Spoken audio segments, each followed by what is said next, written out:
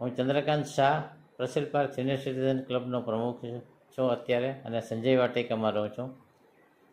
દિલીપભાઈ સખિયા જે ગીરગંગા પરિવાર ટ્રસ્ટના પ્રમુખ છે, તેઓ અમારે ક્લબની મિટિંગમાં હાજર રહી અને જળ એ જ જીવન અને તેમનો જે સંકલ્પ છે કે 11,111 ચેકડેમ આખા સૌરાષ્ટ્રમાં બનાવવા, રિપેર કરવા, નવા બનાવવા અને ઊંડા કરવા, એ દરેક કાર્ય તેઓએ ઉપાડેલું છે.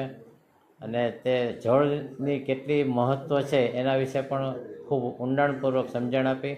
હું પ્રસિલ પાર્ક સિનિયર સિટીઝન ક્લબના પ્રમુખ તરીકે હું દિલીપભાઈ સખિયાને ખાતરી આપું છું કે જ્યારે પણ ગીરગંગા પરિવાર ટ્રસ્ટ તરફથી અમારા સહકારની કોઈ પણ જાતની માગણી હશે તો અમે સહર્ષ સ્વીકારશું.